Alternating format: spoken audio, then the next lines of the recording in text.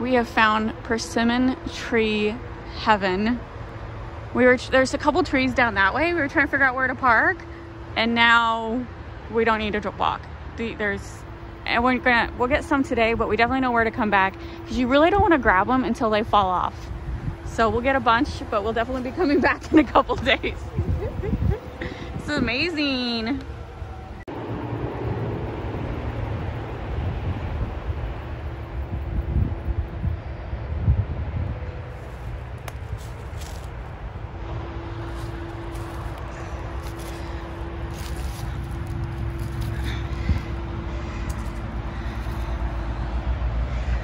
Don't want it if it's cracked open.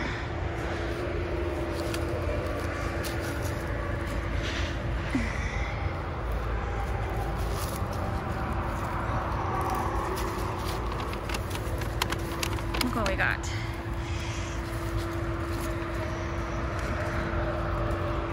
I just can't believe how many or more are still in these trees. That's 1, 2, 3, 4, 5, 6, 7, 8, at least 8 persimmon trees right here. Here are all the persimmons I collected today, or Robert helped me. So the first step is to get them clean, is pop off this top.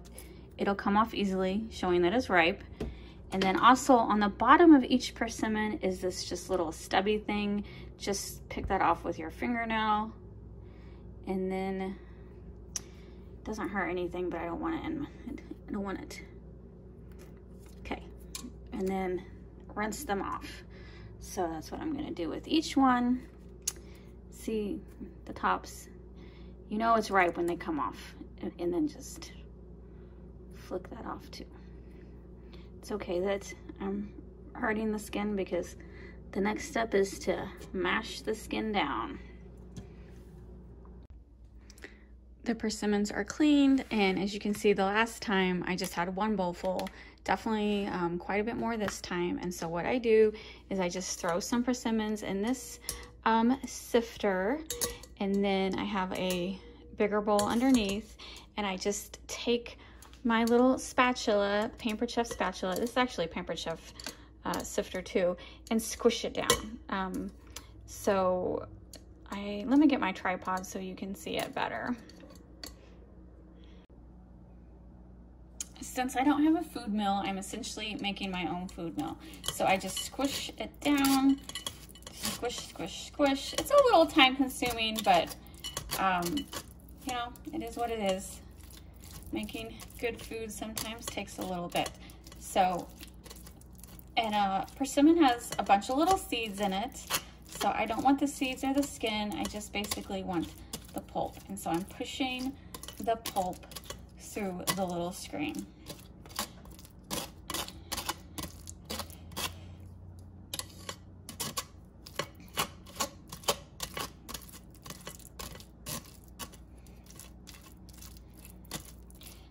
And then once I feel like I've got all the pulp out on that batch, I just scoop out the skin and seeds, put it in this bowl, and then start again. Take a couple more persimmons, dump them in there, and squish them down. Now this is, I can smell the persimmons now as they're crushed open. They smell so good.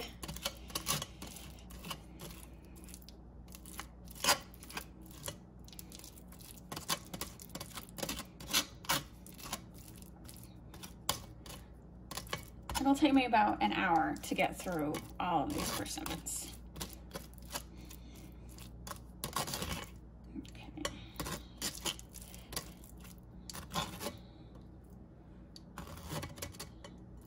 And then still, let's see, let me do a couple more.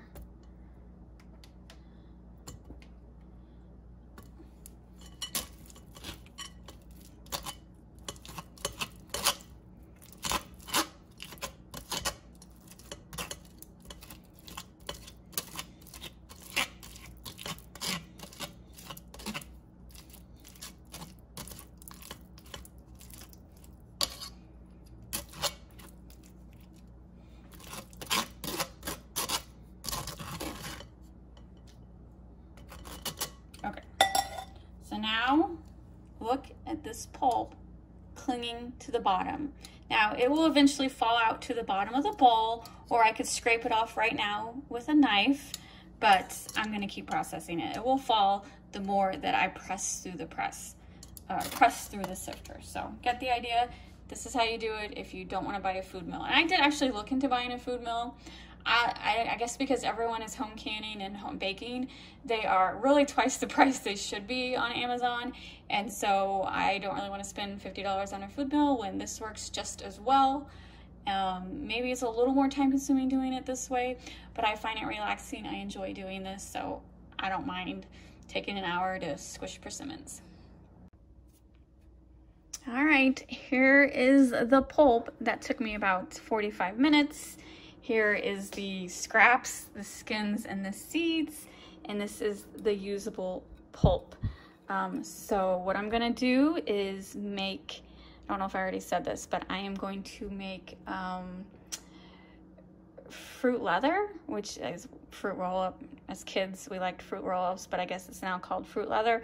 So let me go find that recipe and get that started. For the fruit leather, you bake it in the oven for 2.5 hours. This is a parchment lined cookie sheet. And then, let's see, 200 degrees. Bake it at 200 degrees for 2.5 hours.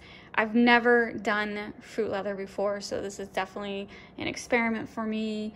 All the recipes I read said you definitely want to spread it out and make it as consistent thickness as you can. And so I had my husband spread it out for me, and I think it looks pretty good. And I don't know, we'll see if it works.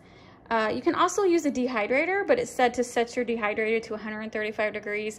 My dehydrator is really old, and there's no temperature set on it.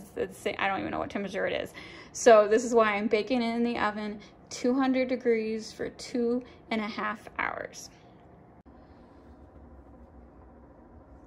I just took the persimmon out of the oven, and it's supposed to cool for a couple of hours before cutting it into strips. It looks really good. Feels really good. So I'll let it cool down, and then we'll do a taste test. Here is the persimmon fruit leather. It cooled for about 2 hours, and I just cut it into strips, and now we are going to do a taste test. All right. Sorry, my contacts are bothering me. So here we go. I actually like it, the smell right off the bat. It smells like persimmons. Robert, grab a piece. You're the persimmon.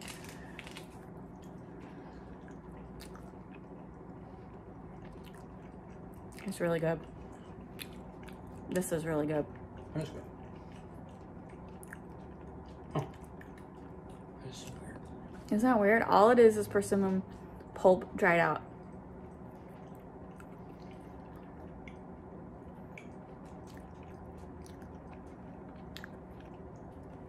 I really, really like it. It kind of tastes to me like apricots. If anyone's like wondering, sorry, you saw Sunny walking into the closet. She's eating Ollie's food. If anyone's wondering like what is the taste of like persimmons, it's like a tart apricot.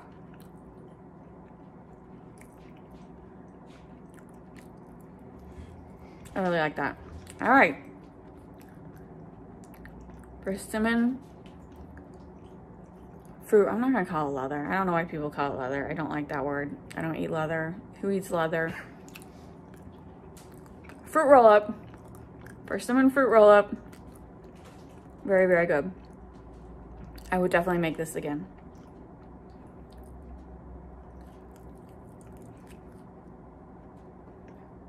Yeah, it's so good. I could eat all of this right now. I'm not going to, but good. Is it dinner time? Is this the problem we got going on right now? They're like, you're eating. It's our turn to eat. All right. Robert will give you dinner. Cats, gotta love them.